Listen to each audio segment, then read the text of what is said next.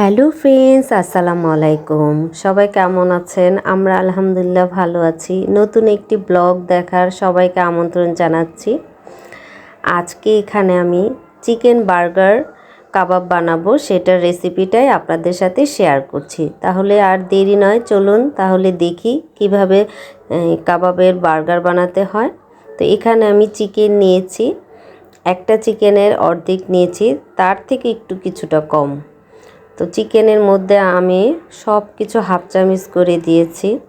আদা বাটা, রসুন বাটা, জিরা গুঁড়ো, ধনিয়া গুঁড়ো, তারপর হচ্ছে মরিচ, হলুদ, আর হচ্ছে সয়া সস, টমেটো সস, স্বাদ মতো লবণ। এগুলো সবগুলো আমি ভালো করে একদম মিক্সড মেখে নিচ্ছি, কচলিয়ে কচলিয়ে মেখে নিচ্ছি। লাস্টে একটু তেল দিয়ে আর একটু মেখে নিয়ে আমি এটা রেস্টের জন্য রেখে দিব প্রায় 2 থেকে 3 ঘন্টা। তো আমি এটা রাখার পরে একটা হাঁড়িতে আমি তেল নিয়েছি আর সবগুলো চিকেন আমি দিয়ে দিচ্ছি এখানে। তো চিকেনটাকে আমি একদম ভালো করে রান্না করব। এখন ভালো করে বলতে একটু ভাজা ভাজা করব। খুব সহজ এই রেসিপিটা। চিকেনটাই দেখেন কত সুন্দর করে আমি একটু ভেজে নিচ্ছি, আর ফ্লেভারটা খুব সুন্দর আসছে, বলে বোঝানো যাবে না, এত সুন্দর একটা ফ্লেভার আসছে। যেহেতু আমি সব কিছু মেখে 3-4 ঘন্টা রেখে দিয়েছি, যত বেশি ম্যারিনেট করে যে কোনো জিনিসে আপনি রাখেন না কেন সুন্দর একটা ফ্লেভার আসবে। তারপর এটার সাথে আমি অ্যাড করেছি গাজর, বাঁধাকপি, সব কিছু আমি চিকন চিকন করে কেটে দিয়েছি। যেহেতু এখন শীতের সিজন, তো বাঁধাকপি তারপর গাজর পাওয়া যায়, আর বিশেষ করে বাচ্চারা অনেক বার্গার খেতে পছন্দ করে, তাই আমি এই কাবাবটা বানিয়ে ঘরে ফ্রোজেন করে রেখে দিতে পারবো। আর বাচ্চাদের এমনিতে সবজি ওরা খেতেও চায় না, তাই এটার সাথে আমি সবজি অ্যাড করলাম।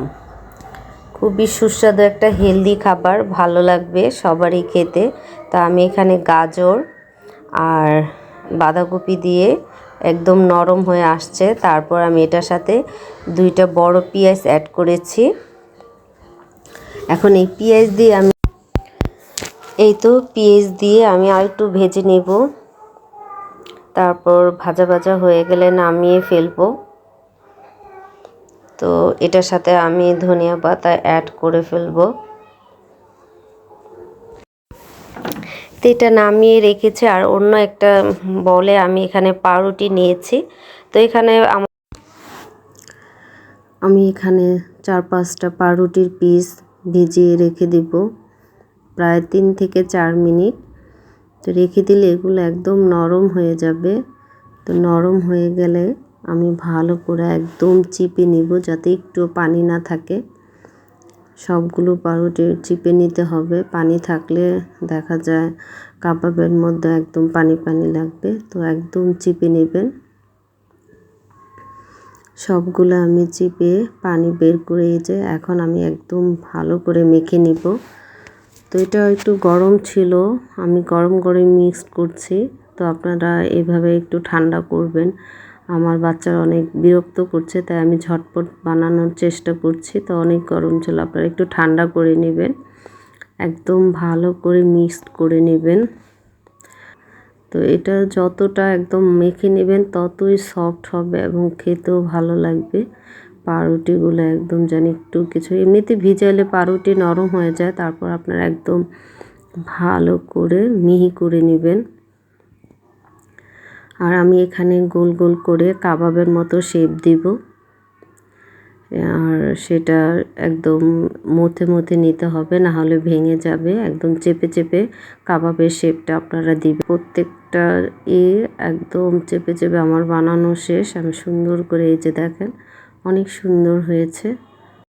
যেহেতু বার্গারটা বড় থাকে, তাই আমি কাবাবগুলো একটু বড় বড় বানিয়েছি। তারপর এটা আমি এখানে ডিম ভেঙে নিয়েছি। ডিমের মধ্যে দিয়ে তারপর অনেকের বাসায় আপনারা দোকান থেকে ওই গুঁড়াগুলো নিয়ে আসতে পারেন, অথবা আপনাদের দেখা যাচ্ছে যে ঘরে অনেক সময় টোস্ট থাকে, কিংবা মুড়ি থাকে সেগুলো বাটায় বা কোনো এসেতে পিষে নিতে পারেন।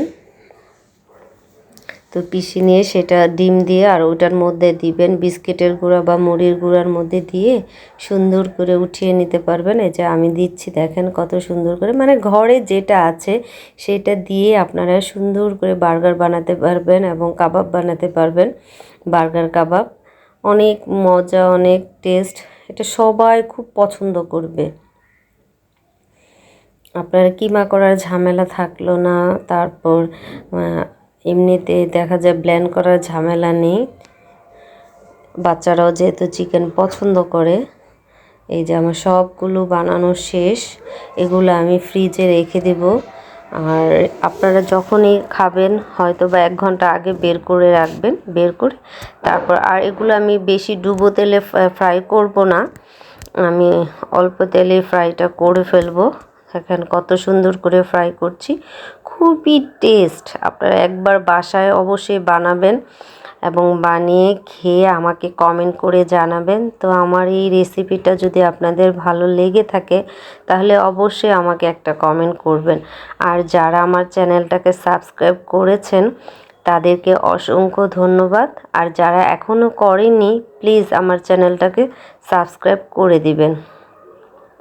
এই যে আমি এখানে আমার বাচ্চাদের জন্য বার্গার বানিয়েছি আর কাবাবগুলো অনেক মজা হয়েছে। আপনারা অবশ্যই বাসায় ট্রাই করবেন। তো সবাই ভালো থাকবেন, সুস্থ থাকবেন, আমাদের জন্য দোয়া করবেন। আল্লাহ হাফিজ।